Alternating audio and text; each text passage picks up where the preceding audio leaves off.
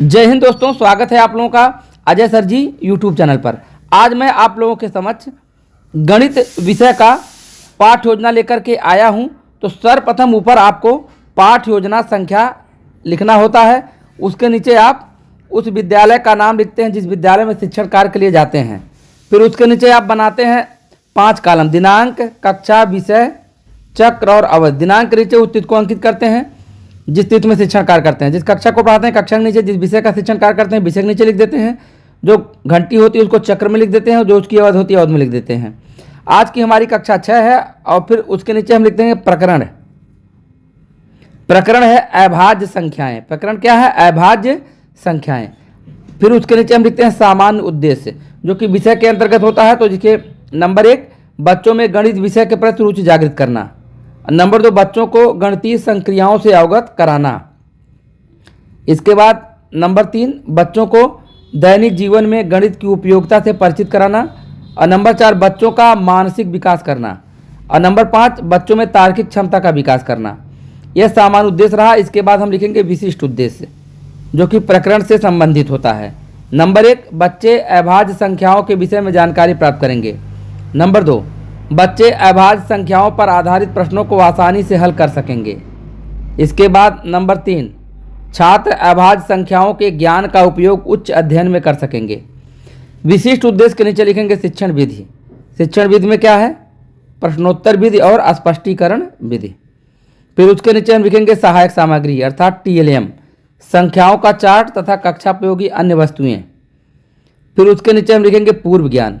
बच्चे का पूर्व ज्ञान क्या है? बच्चे संख्याओं की विस्तृत जानकारी रखते हैं। फिर उसके बाद हम प्रस्तावना, अगली हेडिंग डालेंगे। क्या डालेंगे? हेडिंग प्रस्तावना। प्रस्तावना में 3 कॉलम बनाएंगे, क्रम संख्या, छात्र अध्यापक क्रिया और छात्र क्रिया। किसी एक बच्चे को खड़ा करके प्रश्न करेंगे, किसी वस्तु को गिनने के लिए किसकी आवश्यकता होती है? छात्र बताएंगे गिनती की आवश्यकता होती है। अब इसके बाद हम क्या करेंगे? यहीं से दूसरा प्रश्न बनाकर अगले बच्चे को खड़ा करेंगे, गिनती की संख्याएं बताओ। छात्र बताएगा 1 2 3 4 5 डॉट डॉट डॉट। अगला प्रश्न बना लेंगे, संख्या 3 किन संख्याओं से कटेगी या विभाजित होगी? तो छात्र बताएंगे कि 1 व 3 से कटेगी। फिर आगे बढ़ेंगे, यहाँ देखिए अगला प्रश्न करेंगे, ऐसी संख्याओं को किस नाम से बुलाते हैं जो केवल 1 व स्वयं से कटती है? छात्र मौन हो जाएंगे, यही समस्यात्मक प्रश्न हो जाएगा। इसके बाद हम उद्देश्य कथन कहेंगे। उद्देश्य कथन क्या? बच्चों आज हम लोग अभाज्य संख्याएं के बारे में विस्तृत अध्ययन करेंगे या अभाज्य संख्याओं के बारे में विस्तृत अध्ययन करेंगे। उद्देश्य कथन के बाद हम हेडिंग डालेंगे प्रस्तुतिकरण, जिसमें आपको 4 कॉलम बनाने होंगे, शिक्षण बिंदु, छात्र अध्यापक कथन, छात्र कथन और श्याम पट्ट कार्य। अब यहाँ आप देख लीजिए, शिक्षण बिंदु में पहले हम भाज्य संख्या शुरुआत करेंगे। भाज्य संख्याएं। प्रश्न है भाज्य संक्रिया का, भाग संक्रिया का चिन्ह बताइए। तो ये चिन्ह रहा, बच्चे बताएंगे। अब प्रश्न अगला करेंगे, 20 किस प्रकार की संख्या है? तो छात्र बताएंगे कि यह सम संख्या है। अगला प्रश्न करेंगे, 6 किन किन संख्याओं से पूर्णतः विभाजित होगा? तो छात्र बताएंगे 1 से, 2 से और 3 से। फिर अगला प्रश्न हम यही कर लेंगे, ऐसी संख्याएं जिनको 2 से अधिक संख्याओं द्वारा विभाजित किया जाता है कहलाती हैं। क्या कहलाती हैं? वो कहेंगे ऐसी संख्याएं जो 2 से अधिक संख्याओं से विभाजित होती हैं उनको क्या कहते हैं? तो छात्र मन हो जाएंगे। अब स्पष्टीकरण में पूरा डिटेल बताएंगे। यहाँ देखिए श्याम पट्ट कार्य में भाग, गुणा, जोड़, घटाना का यहाँ देखिए संकेत है, जो चिन्ह है। स्पष्टीकरण में देखिए बताया जा रहा है, वे संख्याएं जो 1 या स्वयं के अलावा अन्य तीसरी संख्या से भी विभाजित होती हैं भाज्य संख्या कहलाती है। छात्र ध्यान से सुनेंगे।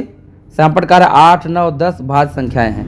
अब उदाहरण दे देंगे, जैसे 9 संख्या 9 को विभाजित करने वाली संख्याएं, 1 से भी 9 कट जाएगा, 3 से भी 9 कट जाएगा और 9 से भी 9 कट जाएगा। तो ऐसी संख्याएं जो अपने से कटें, 1 से कटें और इसके अलावा किसी अन्य संख्या से भी कट जाएं, वे संख्याएं होती हैं भाज्य संख्याएं। अभाज्य संख्याएं, अगला शिक्षण बिंदु है अभाज्य संख्याएं। प्रश्न है 6 के बाद आने वाली संख्या बताओ। 7। अगला प्रश्न, 7 किन संख्याओं से पूर्णतः विभाजित होगा? 1 व 7 से। प्रश्न, ऐसी संख्याओं को किस नाम से जानते हैं जो सिर्फ 1 व स्वयं से कटती हैं अर्थात विभाजित होती हैं? छात्र हो जाएंगे, स्पष्टीकरण बताएंगे। वे संख्या जो केवल एक या स्वयं से विभाजित होती है, इसके अलावा अन्य किसी संख्या से विभाजित नहीं होती है, उन्हें अभाज्य संख्या कहते हैं। जैसे 13 केवल 1 या 13 से ही विभाजित होगा, इसलिए इसे अभाज्य संख्या कहते हैं। छात्र ध्यान से सुनेंगे और यहाँ देखिए, समप्रकार 2 को सम अभाज्य कहते हैं, अर्थात सम अभाज्य में सिर्फ 2 ही एक संख्या है, बाकी सब संख्याएं विषम रहेंगे।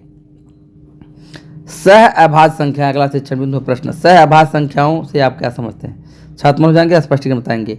वे 2 संख्याएं जिनमें एक के अतिरिक्त अन्य कोई उभयनिष्ठ गुणनखंड न हो सह अभाज्य कहलाती हैं। जैसे 8 व 15, 8 का गुणनखंड करेंगे 1 × 2 × 2 × 2, 15 का 1 × 3 × 5, तो यहाँ देखिए कॉमन केवल एक ही मिलेगा, तो ऐसी संख्याएं सह अभाज्य कहलाती हैं। जैसे 13 व 18 सह अभाज्य संख्याएं हैं। इसके बाद हम बोध प्रश्न लिखेंगे। यहाँ बोध प्रश्न क्या है? नंबर 1, भाज्य संख्याएं किसे कहते हैं? नंबर 2, 18 का गुणनखंड करो। नंबर 3, 2 भाज्य संख्याओं का उदाहरण बताओ। और नंबर 4, 23 व 29 कैसी संख्याएं हैं? मूल्यांकन प्रश्न। पहला प्रश्न है, अभाज्य संख्याएं किसे कहते हैं? नंबर 2, सह अभाज्य संख्याओं के विषय में क्या जानते हो? नंबर 3, सम अभाज्य संख्या कौन सी है? समपटकार। छात्र अध्यापक छात्रों को समपटकार कापी में उतारने के लिए कहेंगे। निरीक्षण कार्य, जब छात्र समपटकार कापी में उतार रहे होंगे तब छात्र अध्यापक कक्षा में घूम घूम कर कापियों का निरीक्षण करेंगे।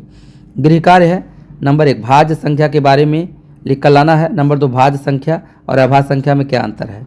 नीचे हस्ताक्षर पर्यवेक्षक, फिर हस्ताक्षर छात्र अध्यापक। इस साथ वीडियो समाप्त कर रहा हूँ। अगर आपको और भी किसी विषय का पाठ्य योजना चाहिए तो आप कमेंट करिएगा, वहीं मैं लिंक प्रोवाइड कर दूंगा, आप देख पाएंगे। धन्यवाद।